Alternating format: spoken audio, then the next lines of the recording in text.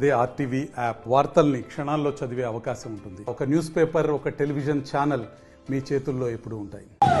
యేసు ప్రభు మరి తాను ఏ విధంగానైతే శిలువ మోసుకుంటూ కలవరిగిరి చేరి ఉన్నారో, ప్రతి సంవత్సరం కూడా మనం ఆ యొక్క శిలువ యాత్రను కొనసాగిస్తూ ఉన్నాం. ఈనాడు ప్రత్యేకంగా ఈ శిలువ యాత్రలో దేవుడు మనకు తోడుగా ఉండమని చెప్పి ప్రార్థన చేయడానికి ఇక్కడికి వచ్చి ఉన్నాం. మరి యేసు ప్రభు ఏ విధంగానైతే అనేక శ్రమలు, బాధలు, అవమానాలు అన్నీ కూడా అనుభవించి పొంది ఉన్నారు.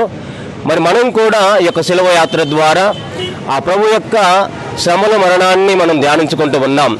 మరి ప్రపంచంలో ఉన్న ప్రజలందరి కోసం ప్రార్థన చేద్దాం. ఎవరైతే కష్టాలు, బాధలు అనుభవిస్తూ ఉన్నారో, వేదనలు, శోధనలు అనుభవిస్తూ ఉన్నారో వారి కోసం ప్రార్థన చేద్దాం. ఈ శుభ శుక్రవారం రోజున ప్రపంచ ప్రజలందరూ కూడా దేవుని యొక్క దీవెనలు పొందాలని, దేవుడు వారందరూ కూడా దీవించి కాచి కాపాడమని ఈ యొక్క పరిశుద్ధ శిలువ యాత్రలో మనం మన కరుణామయ మందిరం భద్రాచలం విచారణ మరి మనందరం కూడా ఈ శిలువ యాత్ర చేస్తూ ఉండగా మరి ఎంతోమంది బిడ్డలు ఈ యొక్క శిలువ యాత్రలో పాల్పంచుకుంటూ ఉన్నారు. మనలను, మన యొక్క భద్రాచలంలో ఉన్నటువంటి ప్రతి బిడ్డను కూడా దేవుడు దీవించమని ఆ పరిశుద్ధమైనటువంటి పవిత్రమైనటువంటి ఆ శిలువనాథుని మనందరం కూడా ప్రార్థన చేసుకుందాం. ఆమేన్.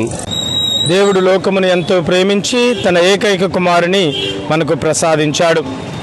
మరి ఆ కుమారుడైనటువంటి యేసయ్య ఈనాడు మనందరి పాపముల నిమిత్తమై, మనందరి రక్షణ నిమిత్తమై ఆయన ఆ యొక్క కల్వరి యాత్రను, ఆ సిలువను మోసుకుంటూ కల్వరిగిరిలో మనందరి పాపముల నిమిత్తమై మరణించి ఉన్నాడు. కాబట్టి ఈ యొక్క శుక్రవారాన్ని శుభ శుక్రవారముగా, గుడ్ ఫ్రైడేగా మనం పిలుస్తూ ఉన్నాం.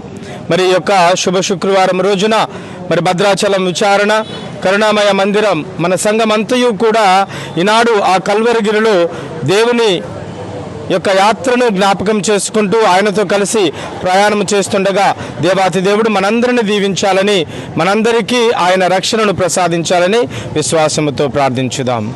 మరిన్ని వీడియోస్ కోసం ఛానల్ ని సబ్స్క్రైబ్ చేయండి. లేటెస్ట్ అప్డేట్స్ కోసం వాట్సాప్ ఛానల్ ని ఫాలో చేయండి. అండ్ లింక్ డిస్క్రిప్షన్ లో ఉంది.